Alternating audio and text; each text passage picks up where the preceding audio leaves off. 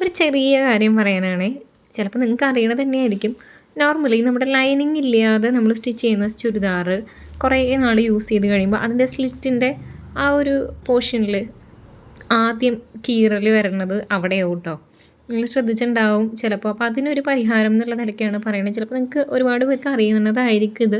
Readymade മേടിക്കുന്ന branded ആയിട്ടുള്ള ടോപ്സിൽ നിങ്ങളിത് കണ്ടിട്ടുണ്ടാവും. ഈ സ്ലിറ്റിൻ്റെ മീതെ ഇങ്ങനെ ഒരു റെക്റ്റാങ്കിൾ പീസ് ഇങ്ങനെ വെച്ചിട്ട് സ്റ്റിച്ച് ചെയ്തിട്ടുണ്ടാവും. അത് ആ സ്ലിറ്റിനെ ഒന്ന് ബലപ്പെടുത്താൻ വേണ്ടിയിട്ടാണ്.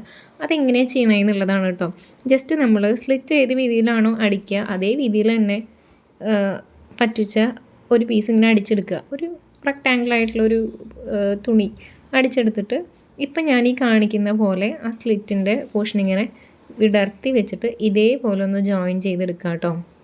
ഇപ്പോൾ നമ്മൾ 2 സൈഡിൽ ജോയിൻ ചെയ്തു. ഇനി ആ റെക്റ്റാങ്കിൾ പീസ് നമുക്ക് ആ തുണിയിൽ കറക്റ്റായിട്ട് ഫിക്സ് ചെയ്യണം. അങ്ങോട്ടും ഇങ്ങോട്ടും നീങ്ങാത്ത പോലെ ഫിക്സ് ചെയ്യണം കേട്ടോ. അതിതാ ഇതേപോലെ നമുക്ക് കുത്തി തിരിച്ച് തയ്ച്ച് അങ്ങനെ അത് ഫിക്സ് ചെയ്ത് കൊടുക്കുക. ഇപ്പോൾ അത് ഫിക്സ് ചെയ്തിട്ടുണ്ട്. എന്നിട്ട് ഇപ്പുറത്തെ സൈഡും 2 സൈഡും നമ്മൾ ഒരേപോലെ ആ ഒരു പീസ് ഫിക്സ് ചെയ്ത് വെക്കുക. അതായത് ഈ ഒരു റെക്റ്റാങ്കിൾ പീസ് വെച്ചിട്ടുള്ളത് നമ്മുടെ സ്ലിറ്റ് ഓപ്പണിങ്ങിൻ്റെ നേരെ മുകളിലായിട്ടാണ് കേട്ടോ.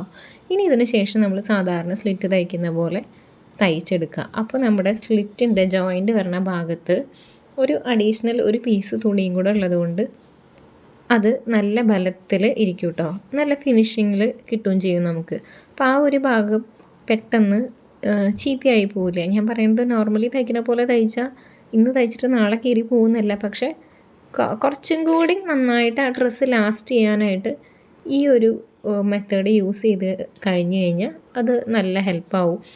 പിന്നെ നമ്മുടെ സ്റ്റിച്ചിങ്ങിൻ്റെ ആ ഒരു ഫിനിഷിങ്ങും എന്താ പറയുക, ഒരു പടി കൂടി എന്ന് പറയില്ലേ, നമ്മൾ ചെയ്യുമ്പോൾ ഒരു ജസ്റ്റ് ഒരു സ്റ്റെപ്പ് അഹെഡാണ് കേട്ടോ ഈ ഒരു മെത്തേഡ്. അപ്പോൾ അറിയുന്നവർ ഇത് പറഞ്ഞതിന് ക്ഷമിക്കുക, അറിയാത്തവരുണ്ടെങ്കിൽ ട്രൈ ചെയ്ത് നോക്കുക കേട്ടോ. Thank you. അടുത്ത വീഡിയോയിൽ കാണാം കേട്ടോ.